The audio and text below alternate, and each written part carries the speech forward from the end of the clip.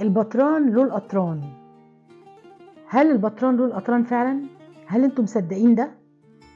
يا فتاح يا عليم يا رزاق يا كريم.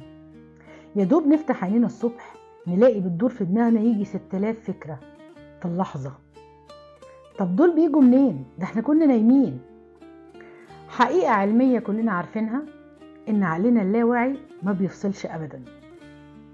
طيب بس هل انتوا عارفين انه من ساعة ما بنتولد بيدخل لعقلنا اللاواعي ده 2 مليون معلومة في الثانية؟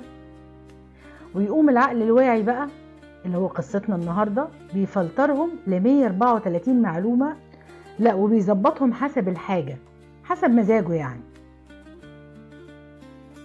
في الرحلة بقى مع بعض هنفهم الحاجة دي بقى بيحددها ازاي وبتيجي ازاي. عقلنا بقى اللي هو الواعي الناصح ده بيعمل حاجة لطيفة قوي، بيشوف انت بقى مصدق ايه. فعقلك يقولك انا هبسطك، هجيب لك كل حاجة واوريها لك تأكد اللي انت مصدقه. هديكم مثل، فكروا كده معايا لو نفسكم تشتروا عربية معينة وبتفكروا فيها، فجأة بتلاقوا كل العربيات اللي بتعدي حواليكوا نفس نوع العربية. بيتهيألي حصلت معانا كلنا دي. فلو انت من النوع اللي مركز على الحاجات الحلوة والإيجابية اللي في حياتك زي الفرح والبهجة والحاجات اللي بتسعدك هتجيلك ان شاء الله. واللي انت مركز على الحاجات السلبية ومشتت دماغك وافكارك برضو هتجيلك. ايه ده؟ هو الموضوع بسيط كده، ما كانش حد غلب اصلا. بالمناسبة احنا هنا مش بنتكلم عن القدر والابتلاءات، احنا بنتكلم عن الامور العادية اللي هي بتمشي في يومنا. هقول لكم بقى ازاي ممكن يحصل ده معانا بمنتهى البساطة ويتكرر على مدى يومنا من غير ما ناخد بالنا.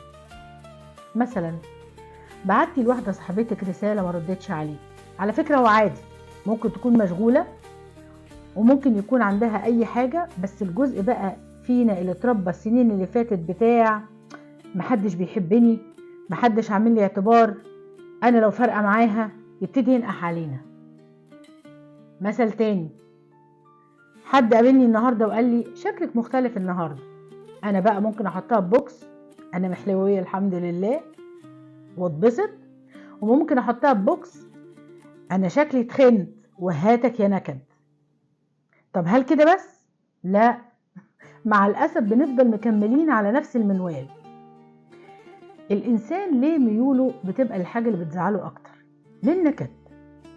واحدة صاحبتي كانت قاعدة معايا مرة في فرح، قاعدة مبسوطة جدا وفرح كان لطيف قوي، وبعدين جت واحدة كده من صحابها اللزاز قالت لها كلمة خلتها عمالة تتنطط من الغيظ. وقال لها ايه اللي حصل؟ في ايه؟ احنا كنا قاعدين مبسوطين.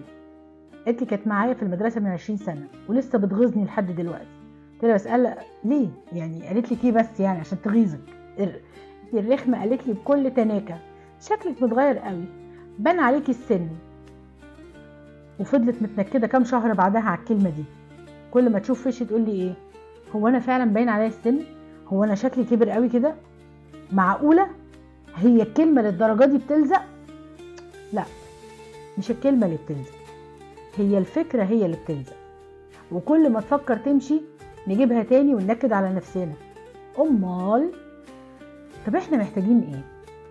احنا محتاجين ببساطة ندرب عقلنا ونظبط نظام الفلترة بتاع دماغنا عشان يشتغل لحسابنا بطريقة صح. طب ازاي نخلي عقلنا يشتغل لصالحنا بطريقة صح؟ اولا احنا مش محتاجين نفكر في مشاعرنا دلوقتي ولا اللي قبل كده. خلونا نمشي الرحلة مع بعض ونتعلم ازاي نكلم ونظبط عقلنا. فالنهاردة هنبدأ ان احنا نسمع الاول افكارنا. عايزاكم تبدأوا تسجلوا الكلمات اللي بدأتوا تقفشوها بعد ما اتكلمنا بتقولوها لنفسكم ومؤذية. اكتبوها من فضلكم في التعليقات تحت الفيديو، هنستخدمها بعدين في فيديوهات تانية. تاني حاجة عايزاكم تبصوا حواليكم دلوقتي وتفكروا في 5 حاجات بسيطة بتسعدكم. بسيطة، كوباية شاي في البلكونة، قراية كتاب خفيف قبل النوم، مكالمة مع صديق بتحبه، اي حاجة بسيطة ممكن تكون بتساعدكم. ولو بتجيلكم افكار مزعجة معلش، هنستعيذ بالله من الشيطان الرجيم عشان هو شيطان، ونركز في ال5 حاجات تاني. التمرين ده بياخد 5 دقايق، يتكرر كل يوم لمدة أسبوع. اللي هيعمله يا ريت يكتب لنا في التعليقات عن تجربته ايه تأثيره، وازاي نجحتوا بيه انكم تطردوا افكار مضايقاكم. انا بفكر نفسي وبفكركم بكلام ربنا سبحانه وتعالى لينا: انا عند ظن عبدي بي، فان ظن بي خيرا فله، وان ظن بي شرا فله. وكلام سيدنا رسول الله عليه الصلاة والسلام هو بيقول لنا: تفاءلوا بالخير تجدوه. الخلاصة، نتفق من دلوقتي حسب هنكلم نفسنا ازاي حياتنا هتختلف بإذن الله. محطتنا الجاية هننسف فيها المعتقدات اللي موقفانا، وعنوانها: ما تخليش حاجة تعطلك.